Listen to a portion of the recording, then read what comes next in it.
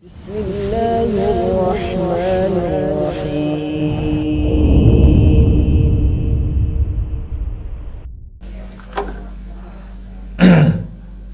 Bismillah, wassalatu wassalamu ala rasulillah Muhammad ibn Abdullah wa ala alihi wa sahbihi wa mawalah. Amma ba'd. Wahayukum bitahiyyatul Islam. Assalamualaikum warahmatullahi wabarakatuh. Alhamdulillah nahmadu subhanahu wa ta'ala wa nasta'inuhu wa nastaghfiruhu wa nastahdihi wa na'udzu billahi min shururi anfusina wa sayyiati a'malina. Man yahdihillahu fahuwal muhtadi wa man yudlil falan tajida lahu waliyyan mursyida. Asyhadu an la ilaha illallah wahdahu la syarika lah wa asyhadu anna Muhammadan 'abduhu wa rasuluh Safi wa khaliluhu alladhi la nabiyya wa la rasula ba'dah. Allahumma salli wa sallim wa barik ala nabiyyina wa qudwatina nabiyyina Muhammadin sallallahu alaihi wasallam wa ala alihi wa ashabihi wa atba'ihi wa man sara ala nahjihi wa istanna bi sunnatihi wattaba'ahu bi ihsanin ila yaumil qiyamah. Amma ba'd. Usi nafsi wa iyyakum bittaqwallahi wa ta'atihi faqad fazal muttaqun. Saya berwasiat pada diri pribadi dan juga para jemaah yang hadir, ittaqullah. Mari kita tingkatkan ketakwaan kita kepada Allah Azza wa Jalla, haqqa tuqatih, dengan sebenar-benarnya ketakwaan. Wa la tamutunna illa wa antum muslimun. Jangan sekali-kali kita diwafatkan oleh Allah illa wa antum muslimun, kecuali kita dalam kondisi Islam, iman, bertakwa kepada Allah Azza wa Jalla. Wa qala tabaraka wa ta'ala wa tazawwadu fa inna khairaz zadi taqwa. Dan teruslah mencari bekal di dunia, fa inna khairaz zadi taqwa. Sesungguhnya bekal terbaik tiada lain adalah ketakwaan kita kepada Allah Azza wa Jalla. Jamaah salat zuhur masjid Babus Salam rahimani wa rahimahullah, a'azzani wa a'azzakumullah. Semoga Bapak Ibu yang hadir mendapatkan rahmat dari Allah, taufik hidayah, dan semoga kita mendapatkan ampunan Allah Azza wa Jalla, dan semoga Allah meridhoi kita semuanya. Amin ya rabbal alamin. Alhamdulillah, segala puji bagi Allah Subhanahu wa ta'ala alladzi bi ni'matihi tatimmus shalihat. Begitu banyak nikmat yang telah Allah berikan kepada kita. Tiada lain nikmat itu kita pergunakan untuk menyempurnakan amal-amal saleh sebagai bekal kita untuk kembali kepada Allah Subhanahu wa ta'ala. Kedua kalinya salawat dan salam mari bersama-sama kita bacakan kepada Nabi Agung, Nabi besar Muhammad sallallahu alaihi wasallam wa ala alihi beserta keluarganya, wa ashab para sahabatnya, wa atba'ihi para pengikutnya, wa man tabi'ahum bi ihsanin ila yaumil qiyamah, dan orang-orang yang senantiasa mengikuti sunnah Nabi alaihi salatu wassalam sampai yaumul qiyamah. Insyaallah ta'ala materi siang hari ini kita akan membahas Al-Kabair, yaitu karangan Al-Imam Adz-Dzahabi rahimahullah rahmatan wasi'ah. Yang kita bahas yaitu tentang uququl walidain, salah satu dosa besar yang dianggap oleh umat akhir zaman itu biasa, yaitu uququl walidain. Tiada lain adalah uququl walidain, yaitu durhaka kepada kedua orang tua. Allah Ta'ala mengingatkan kita semuanya jemaah di surat Al-Isra ayat 23, wa qadha rabbuka alla ta'budu illa iyyah wa bil walidaini ihsana. Allah mengingatkan kita semuanya, wa qadha rabbuka, dan Allah telah menetapkan kepada kita semuanya alla ta'budu illa iyyah, bahwasanya tidak boleh kita beribadah, menyembah hanya kepada Allah Azza wa Jalla. Kita harus menyembah hanya kepada Allah Azza wa Jalla.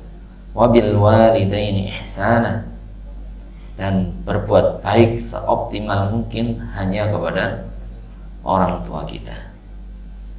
Jadi kebaikan yang terbaik yang bisa kita lakukan itu tiada lain adalah kepada kedua orang tua kita. Hablum minallah, hubungan paling tinggi adalah hubungan dengan Allah, yaitu dengan sholat.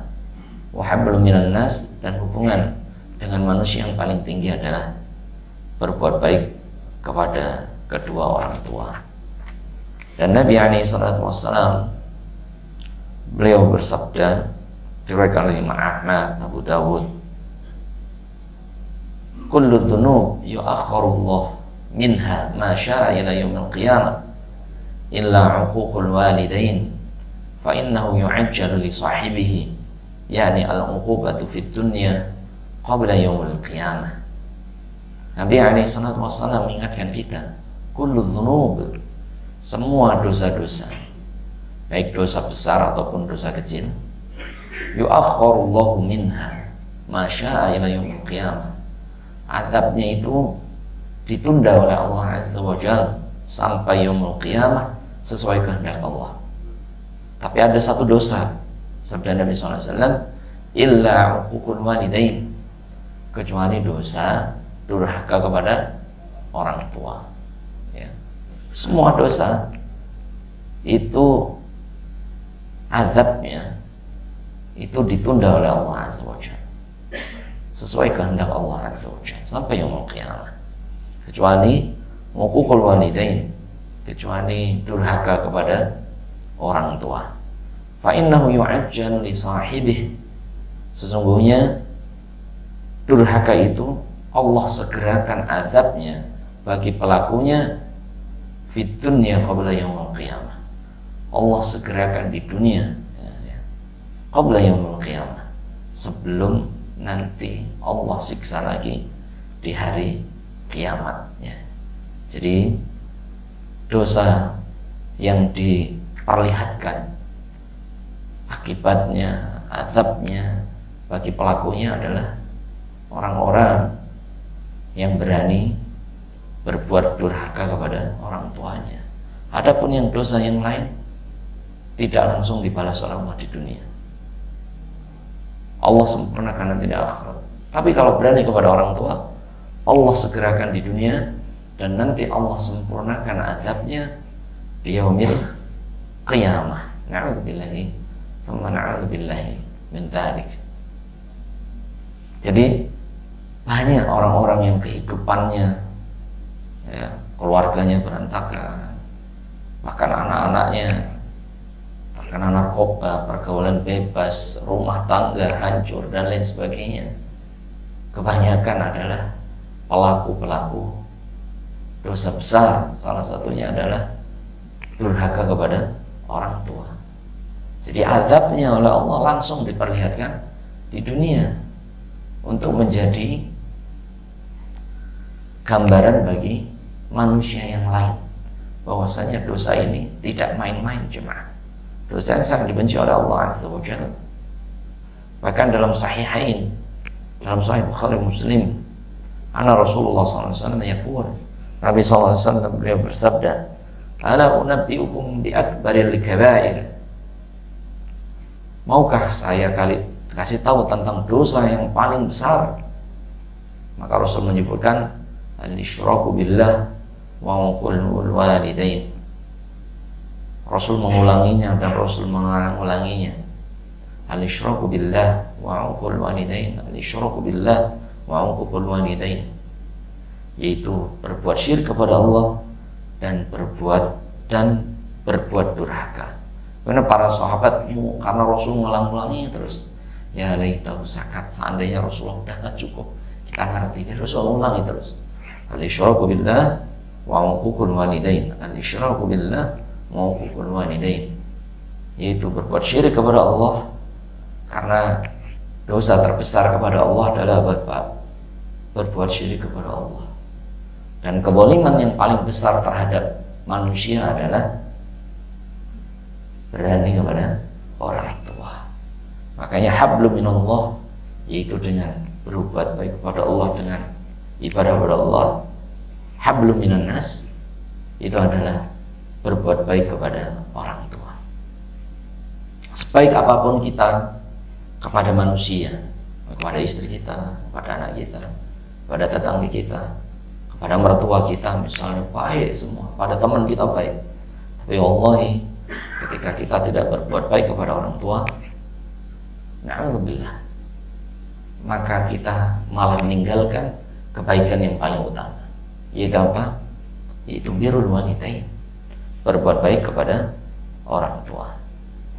Wa fi sahihaini, di dalam Sahih Bukhari Muslim aidan, anna Rasulullah sallallahu alaihi wasallam yaqul, Nabi sallallahu alaihi wasallam beliau bersabda, la yadkhulul jannah 'aqun wala mannanun wala mudminu khamrin.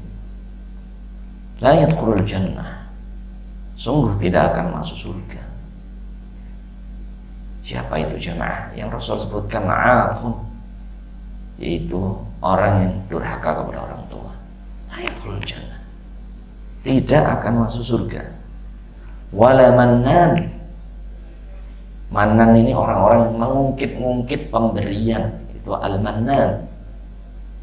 Misalnya, mohon maaf, Anda dulu pernah ngasih ke fulan, bersedekah ke masjid, membantu orang lain, kemudian Anda ungkit-ungkit pemberian, itu namanya al-mannan. Ini pun tidak masuk surga, jemaah. Al-mannan ini berlaku kepada orang tua, kepada anak juga. Ini kan kadang orang tua juga mengungkit-ungkit pemberian kepada anak. Sudah disekolahin, sudah dipondokin, sudah dikuliahin, gak berterima kasih. Ini al-mannan. Ini juga terhitung sama jemaah, mengungkit-ungkit pemberian walaupun kepada anak. Ya. Wa mudminu khamrin.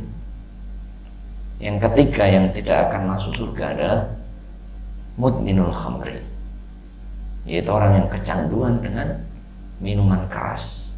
Al-khamr ini yadkhulul jami'. Khamr itu sesuatu yang menghilangkan akal sehat. Kata khamr itu artinya khimar, artinya menutup. Khamr itu menutup akal. Apapun, baik yang diminum di zaman jahiliyah hanya yang diminum, ada yang disedot, ada yang disuntikkan, dan seterusnya. Selama hal-hal ini merusak akal, hukumnya dilarang oleh Nabi SAW, dan orang ini tidak akan masuk surga. Wa anhu, dan selanjutnya masih dari Abu Hurairah radhiyallahu taala, Rasulullah SAW ketika membaca fala taqul lahuma uff, ya, wa imma yablughanna 'indakal kibara ahaduhuma aw kilahuma fala taqul lahuma uff wa la tanharhuma. Ketika Rasulullah membaca Al-Isra ayat 23, imma yablughanna 'indakal kibara, ketika orang tua kalian atau salah satu orang tua kalian, yablughanna 'indakal kibara, ada pada Anda. Jadi ayat ini menggambarkan orang tua yang sudah sepuh, indaka, itu harus ada pada perawatan Anda. Indak itu harus ada di rumah Anda, ya, terutama laki-laki, ya, terutama laki-laki. Jadi yang berkewajiban menjaga orang tua itu adalah laki-laki. Adapun perempuan yang sudah bersuami, maka kewajiban berbaktinya tidak sesempurna ketika perempuan itu belum bersuami. Kalau perempuan sudah bersuami, kewajiban yang paling tinggi adalah pada suaminya. Adapun ketika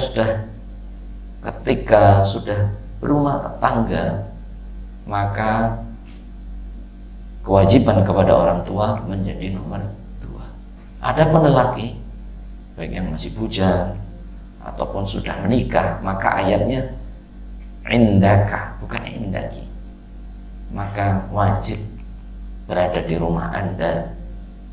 Al-kibar, ketika mereka sudah sepuh, ahaduhuma, salah satunya, au kilahuma, dua-duanya atau salah satunya. Fala taqul lahuma uff, jangan sekali-kali berkata ah saja ini sudah apa jemaah? Termasuk durhaka kepada orang tua.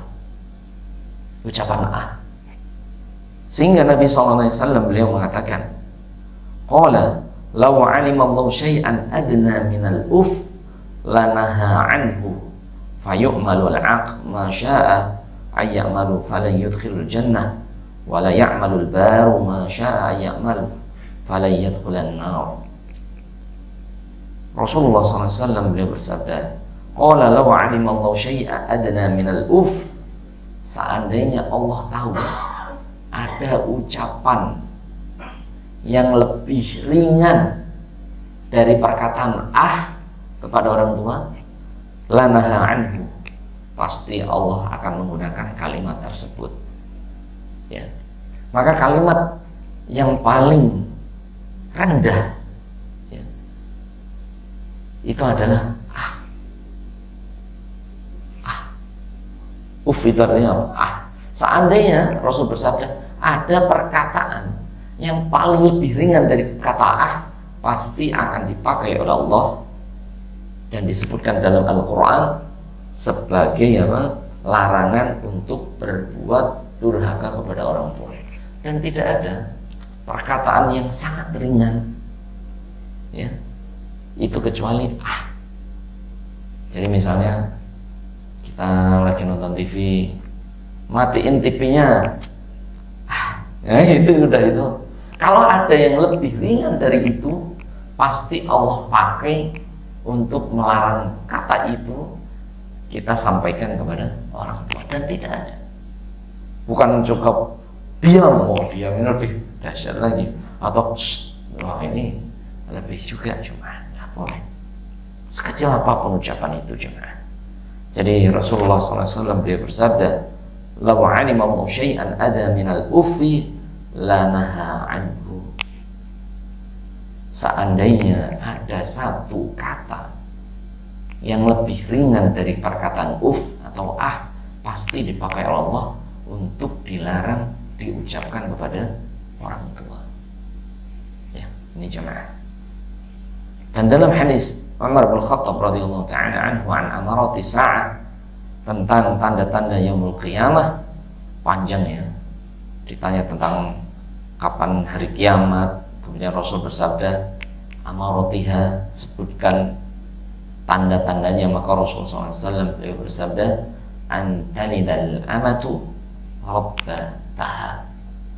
Tanda-tanda hari kiamat itu antanidal amatu, seorang budak akan melahirkan rabbatah, melahirkan tuannya. Ya, tanda-tanda hari kiamat itu seorang ibu akan melahirkan majikannya. Ada dua pendapat, benar-benar akan terjadi perang sehingga nanti terjadi lagi adanya perbudakan. Pendapat yang kedua adalah terjadinya uququl walidain. Di akhir zaman itu akan terjadi banyak yang namanya durhaka kepada orang tua, terutama di sini adalah amah, itu adalah budak perempuan. Antanidal amatu rabbatah, yaitu tanda-tanda yaumul qiyamah adalah seorang budak wanita akan melahirkan majikannya. Artinya apa? Dalam hadis ini para ulama menyimpulkan di akhir zaman itu banyak anak itu menganggap ibunya seperti pembantunya. Seperti apa? Pembantunya. Ibunya suruh nyuci, suruh apa lagi? Ngepel, suruh masak. Sedangkan anaknya nonton TV, nonton TV, atau nelpon, atau main HP. Sedangkan ibunya suruh apa jemaah? Masak. Suruh apa lagi? Ngepel.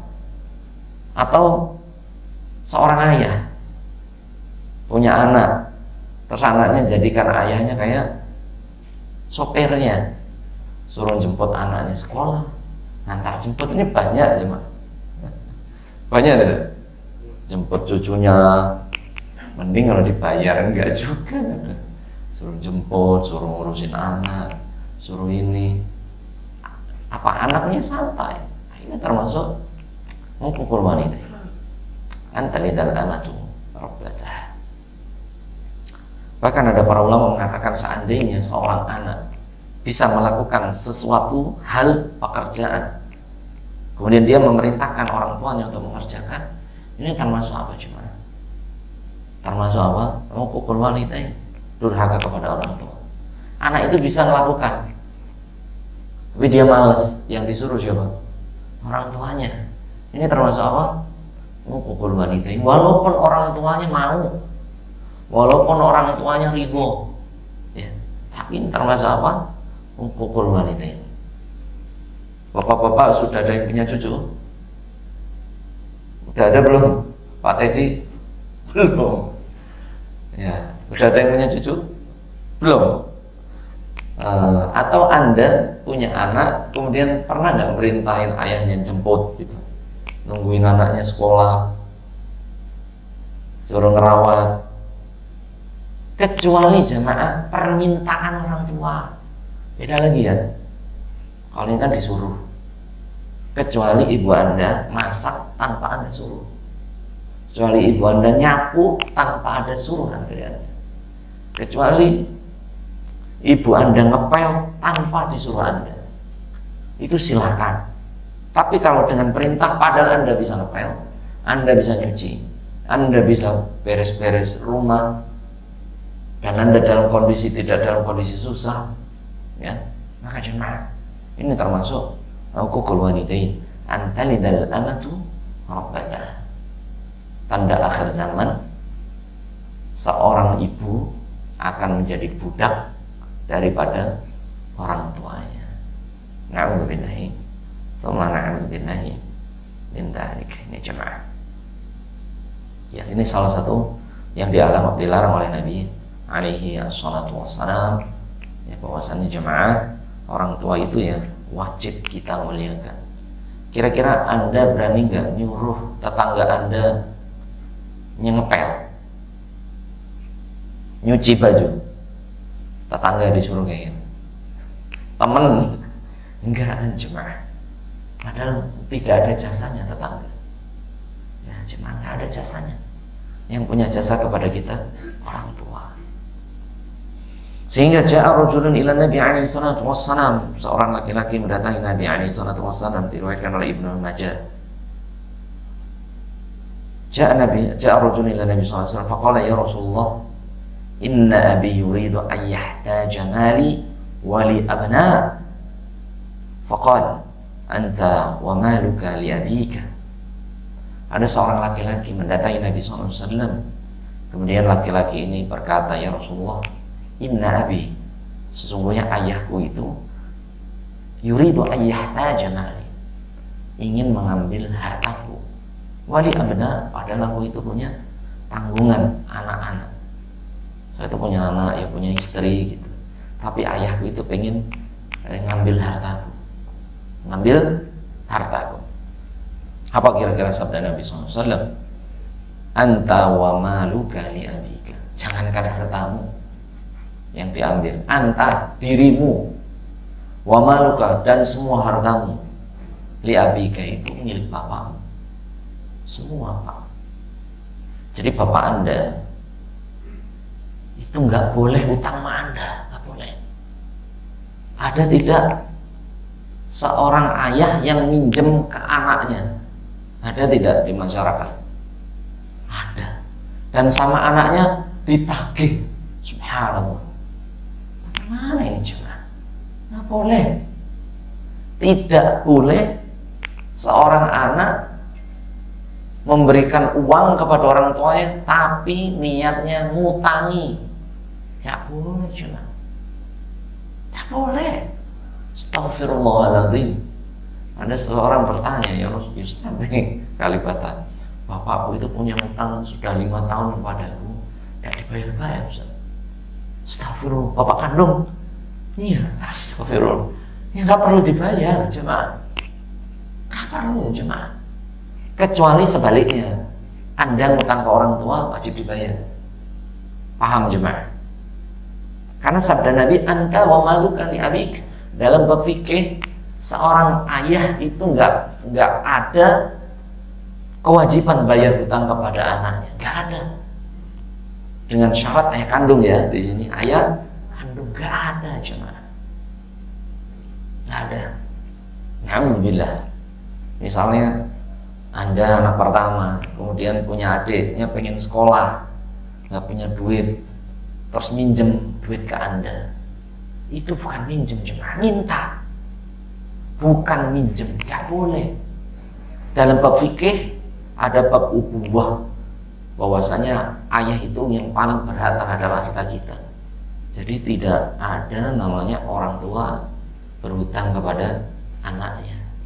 Seandainya ayah Anda nagih, dulu Anda bayi lahir, yang bayarin rumah sakit siapa? Yang bayarin bidannya siapa? Yang nyekolahin Anda dari TK, SD, SMP, S1 siapa? Seandainya ayah Anda minta itu sebagai utang, gimana cuma? Sehingga Rasul bersabda kepada laki-laki yang mengadu, ya Rasulullah, sesungguhnya ayahku itu ingin mengambil sebagian hartaku, padahal aku ini punya anak dan istri. Maka sabda Nabi SAW, anta wa maluka li abika, kamu dan semua hartamu milik ayah. Hatta fi babil qatli, bahkan dalam bab membunuh, naudzubillah, seorang ayah kandung kalau membunuh anaknya itu tidak berlaku kisos, tidak berlaku apa? Kisos. Ayahnya nggak dibunuh juga, nggak ada dalam syariat Islam. Misalnya naudzubillah, ada seorang ayah, naudzubillah, membunuh anaknya, maka dalam bab fikih itu ada hakul ubuwah, bahwasanya kisos itu terhapus dengan hak ayah. Nggak boleh. Apalagi cuman utang cuman. Ini ya. Ini sabda Nabi SAW, anta wa maluka li abika, dirimu dan semua harta yang kau miliki adalah milik ayahmu. Ini cuma. Faham sampai sini cuma. Ya. Jadi tidak ada namanya hutang seorang ayah hutang kepada anaknya, itu terhapus hutangnya, walaupun niatnya orang tua hutang. Kalau Anda kok hutangnya ini durhaka, na'udzubillah, kemudian Anda tagih lagi, na'udzubillah. Kalau orang tua mau bayar silakan, nggak bayar silakan, karena harta kita milik beliau. Bahkan dalam bab meminjam itu, seandainya orang tua Anda nggak izin, ini nggak perlu marah Anda, karena harta kita milik orang tua kita. Misalnya mohon maaf, mobil Anda dipakai orang tua nggak izin, terus orang tua Anda pulang dimarahin orang tua, bapak ini nggak izin, ibu ini nggak izin. Anda dulu pakai rumah orang tua izin nggak Pak? Izin nggak? Anda dulu makan nasi di rumah bapak Anda izin nggak? Pakai kasurnya izin nggak kita dulu? Gak ada izin. Anda masuk rumah orang tua, yo makan, yo nonton TV, ya pakai mobilnya gitu kan. Anda ngambil duitnya kan, kita kan. Begitu juga ayah Anda. Ini cuma ketika datang ke rumah Anda, padahal itu harta Anda yang Anda usahakan, itu semua ada hak orang tua di dalamnya, dan tidak ada bab istilah. Bahkan Ibnu Qayyim beliau mengatakan, kullu malil abna lahu illa zaujatuhu, semua harta anak itu milik ayahnya kecuali satu, istrinya aja nggak boleh. Cuma istrinya aja nggak boleh, semuanya boleh. Anda punya duit diambil boleh, Anda punya sawah dipakai boleh, Anda punya mobil dipakai boleh, punya rumah didiamin boleh, kecuali satu yang nggak boleh. Apa itu Pak? Istri nggak boleh. Oh, istri berarti semua harta anak milik saya, pakai hadis ini, istrinya juga dipakai, ya nggak boleh, sama haram. Tapi selain itu boleh, kendaraannya, rumahnya, kebunnya, sawahnya, itu boleh. Misalnya sawah Anda kebun Anda dipetik singkongnya, padinya diambil, kelapanya dipetik, punya kolamnya dipancing, gitu. Yang punya rumahnya dipakai, itu nggak perlu izin orang tua, nggak ada kewajiban izin, tidak ada apa kewajiban izin. Ya, seandainya izin, orang tua izin, ya itu lebih baik. Seandainya nggak izin pun nggak terhitung mencuri, ya nggak ada. Cuma jangankan itu, saya ulangi lagi ya, seorang ayah na'udzubillah membunuh anaknya, itu berarti ngambil apa? Nyawa yang diambil. Yang diambil bukan harta lagi, bukan sawah, bukan kebun, tapi apa? Nyawa diambil oleh ayahnya. Itu tidak berlaku hukum kisos. Hukum kisos itu hukum yang setimpal, orang membunuh dibunuh lagi. Tidak. Mungkin ditakdir itu ya kalau zaman sekarang ya dipenjara, tapi kalau tidak sampai dibunuh. Na'udzubillah.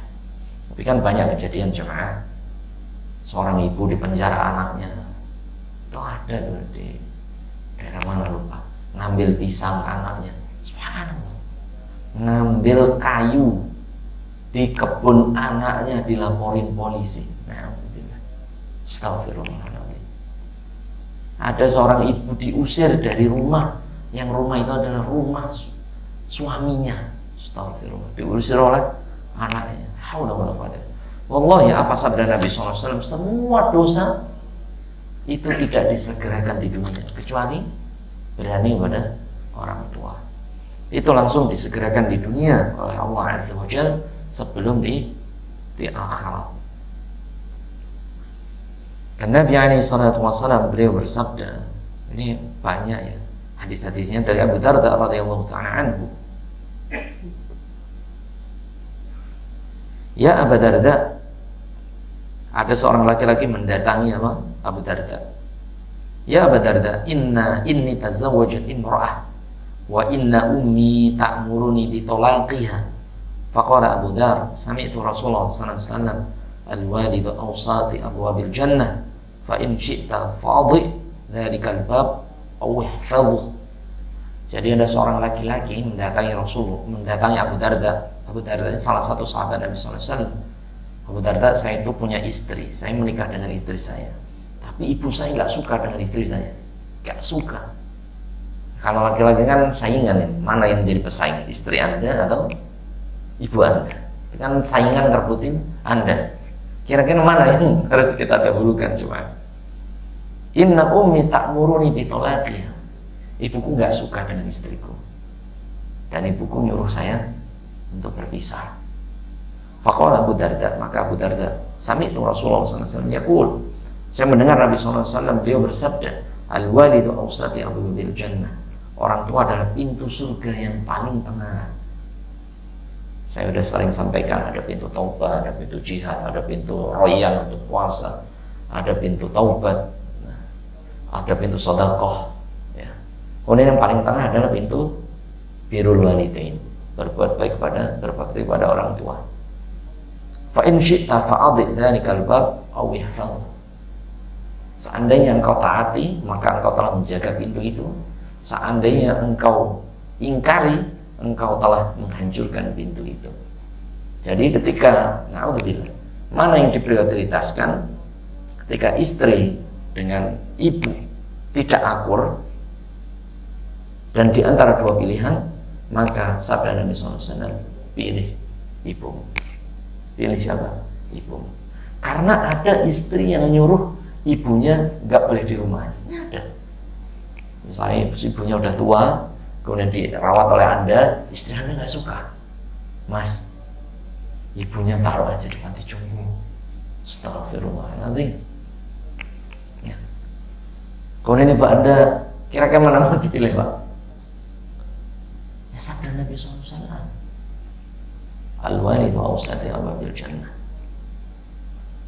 Bahkan jemaah, memang orang yang paling berhak mendapatkan nafkah yang hukumnya wajib adalah istri Anda. Itu yang wajib. Kalau ada lebih baru ke orang tua. Tapi dalam ketaatan itu lebih taat kepada orang tua daripada kepada istri. Sekali lagi, kalau bab nafkah, Anda wajib memberikan kepada istri terlebih dahulu. Paham jemaah? Yang sudah menikah tapi ya. Kalau yang belum menikah ya jelas ke orang tua, ke pacar haram, ke istri. Kalau ada lebih itu baru ke orang tua, baru ke orang tua. Tapi kalau ketaatan itu ke orang tua kalau laki-laki, baru kepada istri. Seandainya istri dan orang tua perempuan misalnya saling konflik, maka mana yang didahulukan? Taat kepada orang tua. Wallahu ta'ala a'lamu bissawab. Ditutup dengan satu hadis, masih banyak jemaah. Rasulullah SAW beliau bersabda, al-jannatu tahta aqdamil ummahat, bahwasanya surga itu di bawah telapak kaki ibu kita. Walaupun hadis ini sebagian ulama mengatakan secara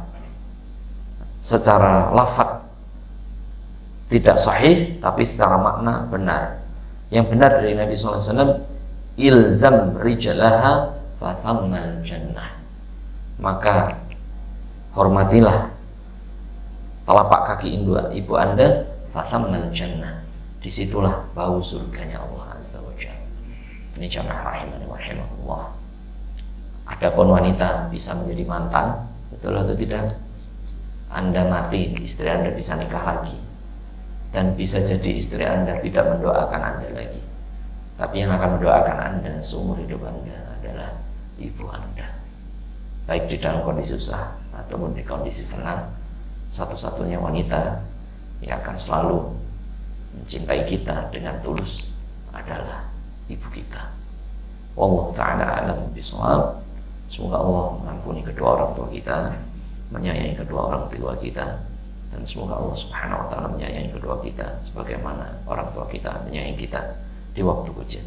Rabbighfir lana wa liwalidayna warhamhuma kama rabbawna shighara. Ya Allah, ampunilah kami, ampunilah kedua orang tua kami, sayangilah kedua orang tua kami sebagaimana mereka menyayangiku di waktu kecil.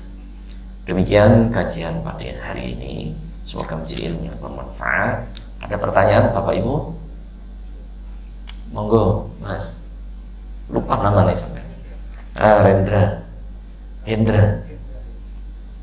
Kalau yang harta harta ayam itu berlaku juga untuk si wanita. Ada kasus wanita, dia punya harta tumpah emas, terus diminta sama orang tuanya dia. Tapi harta sendiri, harta dia. Baik. Barakallahu fiik. Jadi sabda Nabi SAW dalam hadis ini, anta wa maluka li abik, bahwasanya hartamu ka ini kembali kepada sifatnya laki-laki. Jadi harta anak laki-laki itu li abika, milik ayahmu, milik ayahmu, baik sudah menikah ataupun belum menikah, itu hak ayah ada.